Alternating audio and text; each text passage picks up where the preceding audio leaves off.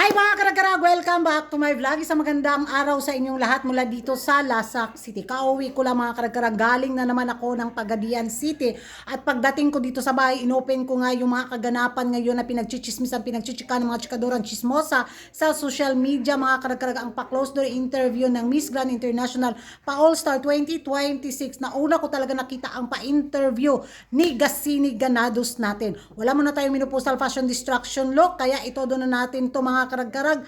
Kung hindi nyo pa napanood, nako, watch this. You are Filipina and Filistine.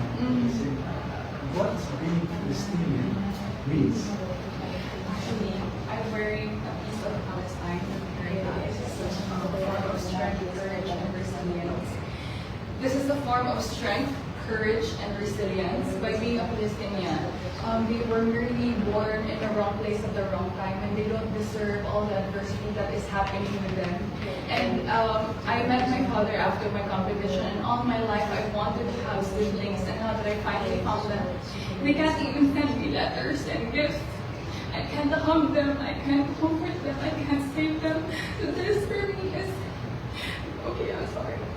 This for me is a platform that I can show the world that I'm so proud to be a Palestinian, and I am willing to carry their flag across my heart just like who I was meant to be, and I am meant to shine like a star because I am born a Palestinian. This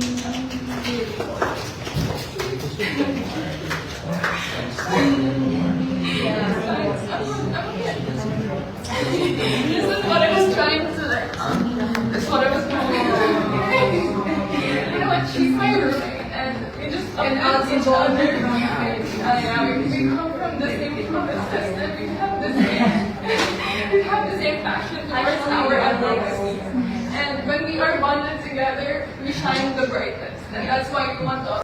Oh, yan ang mga karag-karag na narinig na ninyo ang very emotional na sagot ni Gassini Ganados. At kita nyo naman sa emosyon din ng judges, bitaw si Omar. Si Maring Lupita ba? Parang nakaganon lang si Maring Lupita.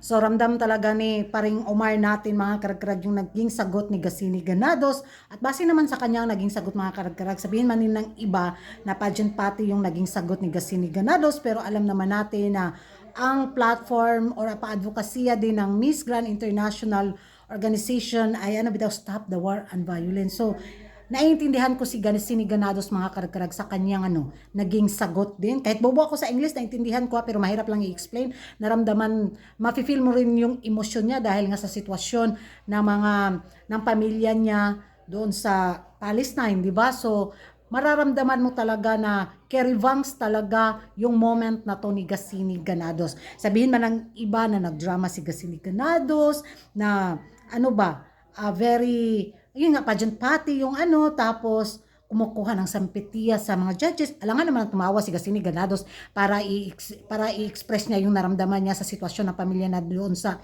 Palestine. Tapos may nabasa din ako mga karagkarag, born Palestine. Alam naman, pastilan ka na bitong literal bitaw kayo nila pagkuan bitaw ang explanation sa isang kandidata sa pagsagot bitaw sa mga pa-interview. Ayun, hanapan talaga nila ng butas. Alam naman nila na half vampira si Gassini Ganados. Tapos pa nila i-letter to letter pa jud nila yung born Palestine. Pastilan ay. Gusto ko rin talaga yung friendship galore nila ni Pusya mga karagkarag sa edition na to ng Pa-All-Star sa MGI. Sila yung nagbibigay sigla din sa pageant ni Uncle Da kasi yung mga ibang kandidata is lang ba? Yung mga formalidad bitaw kaayo, yung very demure kaayo kung kumilos yung mga ibang kandidata. Si Pusya is very kingkuyan yung pa-eksena niya, yung Team Pilipinas nagbibigay buhay din sa pa-edition na to. So wala akong nakitang mali sa naging sagot ni Gassini Ganados mga karagkarag. Sana baulan. Pastang kusuga sa ulan.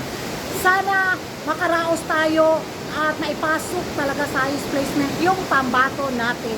Ewan ko sa inyo mga karagkarag kung ano yung magiging reaction nyo sa naging sagot ni Gassini Ganados sa pa-closed door interview kay kusog na kay Mulan. Mag-ingay tayo sa comment section. And thank you for watching. See you in my next vlog. Bye-bye!